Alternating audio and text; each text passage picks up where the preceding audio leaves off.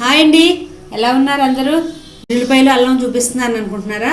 అవునండి, వాళ్ళ అల్లం వెల్లుల్లిపాయ పేస్ట్ చేద్దాం అనుకుంటున్నాను నా స్టైల్లో.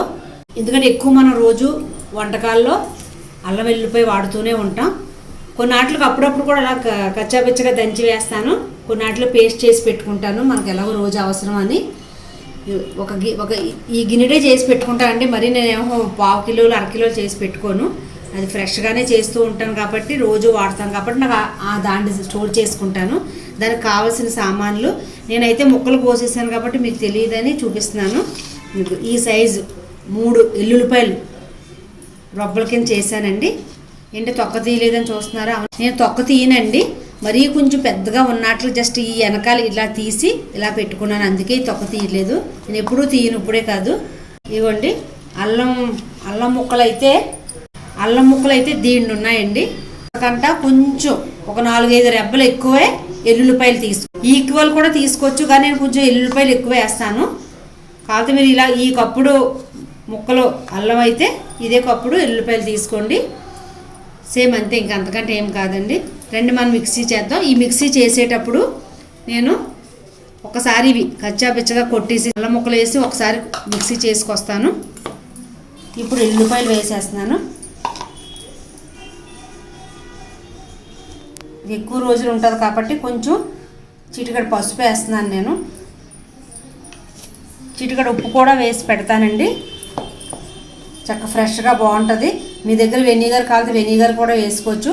అది మీరు బయటే ఉంచేసుకోవచ్చు, ఫ్రిడ్జ్లో కూడా ఏం పెట్టుకోక్కర్లేదు. అసలు ఇప్పుడు వింటర్ సీజన్ కాబట్టి ఏం పాడవదు. ఒకసారి ఇది మొత్తం అంతా పేస్ట్ చేసి మీకు చూపిస్తాను. ఇది రెడీ అయిపోయిందండి, చూసారా? అంతా తొక్కలతో వేసినా కూడా మనకు చక్కగా పేస్ట్ అయిపోయింది. నేను మరీ మెత్తగా పేస్ట్ ఏం చేయనండి, ఇలాగే ఉంటుంది నా అల్లం వెల్లుల్లిపాయ. చాలా బాగుంటుంది కూరలో వేగుతున్నప్పుడు టేస్టు. ఇలాగే చేసుకోండి, మీ ఇష్టం, మీరు ఎలా చేసినా పర్లేదు. కానీ కొలతలు అంతే. ఒక కటోరీ తీసుకుంటే అల్లం ముక్కలు ఒక 4-5 రబ్బలు నేనైతే ఎక్కువ వేసుకుంటాను, మీరు ఈక్వల్ కూడా వేసుకోవచ్చు.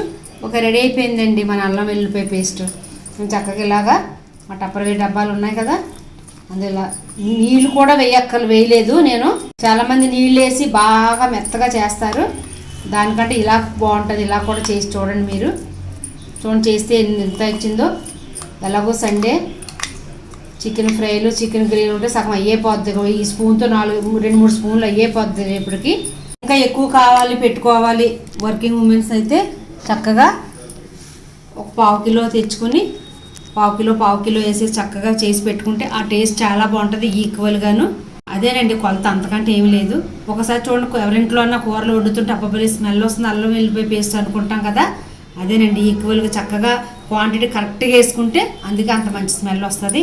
చూడండి, మీకు చూపించిన దానికి చక్కగా ఇంత కటోరీ వచ్చింది. నాకు నచ్చిందండి. ఇప్పుడు అల్లం వెల్లుల్లిపాయ పేస్ట్ అయిపోయింది. మీకు తర్వాత గరం మసాలాను చికెన్ మసాలా పొడి చూపిస్తాను. నెక్స్ట్ వీడియోలో మళ్ళీ కలుస్తాను. ఓకేనండి, థ్యాంక్ యూ వెరీ మచ్.